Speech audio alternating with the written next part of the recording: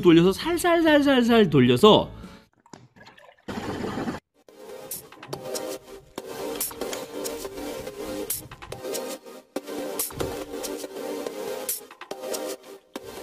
안녕하세요. 이번 시간엔 중화 적정 실험의 방법과 그 중화 적정 실험으로 미지용액의 농도를 알아내는 방법까지 해보겠습니다. 먼저 중화 적정 실험을 이해하기에 앞서서 중화 반응이 뭔지 한번 짚고 넘어가 봅시다. 중화 반응 뭔지 기억나나요? 중화 반응은 산과 염기가 반응해서 물과 염이 만들어지는 반응이죠. 이 경우 화학 반응식으로 써보면 이렇게 쓸 수 있겠죠. 가장 많이 쓰는, 보편적으로 사용하는 염산과 수산나트륨이 반응해서 물과 염화나트륨이 만들어지는 반응이에요. 그럼 중화적정은 뭐냐? 중화적정은 바로 미지의 용액, 미지용액의 농도를 알아내기 위한 실험이에요. 미지, 알죠? 미지, 알지 못하는 이 미지용액의 농도를 알아내는 방법이죠. 보통 우리는 몰농도를 알아내기 위해 이 방법을 많이 써요. 어떻게 하는지 봅시다. 그러면 먼저 두 개의 용액이 있습니다. 하나는 농도를 정확히 아는 용액, 또 하나는 농도를 몰라서 알고 싶은 용액. 두 가지 용액이 있죠.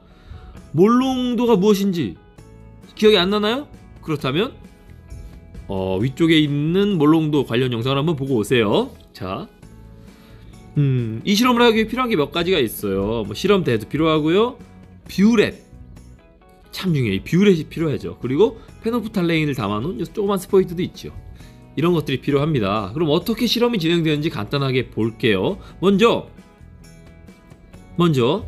이 알고 있는 농도를 정확히 아는 용액, 우리는 이걸 표준 용액이라고 말하거든요. 이 표준 용액을 담아줍니다. 뷰렛에다 담아줘요. 그리고 페노프탈레인 수용액을 요 미지의 용액에 담아요. 근데 다만 이 미지의 용액은 산성 물질이다라는 건 우리 알고 있어요. 산성 물질이라는 거 알고 있어요. 페노프탈레인을 산성 물질에 넣으면 무슨 색이 되죠? 무색이 안 되죠. 무색이에요, 무색.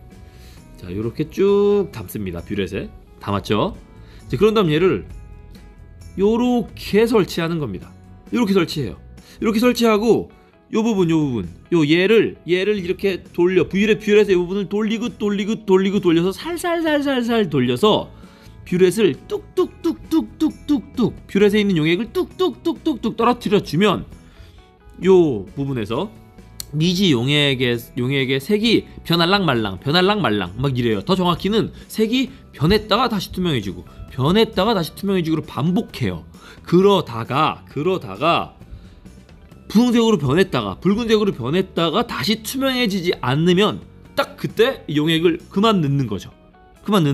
이제 거기까지 넣은 용액의 부피를 가지고 미지 용액의 농도를 계산하는 거, 그게 바로 중화적정 실험의 가장 중요한 부분이죠. 아시겠죠? 이제 미지 용액의 몰농도를 구해볼까요? 먼저 넣어준 용액이 0.1 몰농도 수산나트륨 수용액이었고, 이 수산나트륨 수용액이 10ml가 들어갔을 때 반응이 완결되었다면, 즉 중화점이었다면 들어간 NaOH의 양은 0.1 몰농도 곱하기 0.01리터, 즉 0.001몰의 수산나트륨이 들어간 것이죠. 즉 내가 넣어준 수산나트륨의 양이 0.001몰인 것이죠. 알다시피 중화 반응은 1대1 반응이므로 미지 용액 속에 녹아있던 염산의 양 역시 0.001몰이라는 걸 알 수 있죠.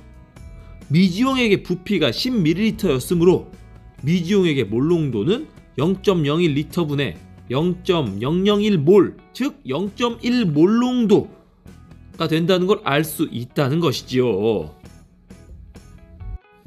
결국 넣어준 염기의 양과 미지용액에 들어있는 산의 양이 같다는 것을 이용해서 미지용액 속 산의 양을 알아내고, 이를 이용해서 미지용액의 농도까지 알아내는 것입니다.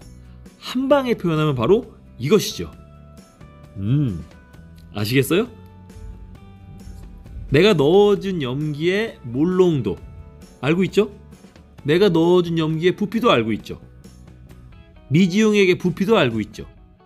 그쵸? 결국 미지용액의 몰농도를 알 수 있게 되는 거죠. 여기서 말하는 MV가 결국은 몰이에요. 몰. 몇 개냐? 결국 이 식은 몰이 같다 라는 얘기라는 거죠. 알겠죠? 그렇게 어렵지 않아요. 할 수 있죠? 파이팅! 안녕. 오늘은 여기까지. 안녕.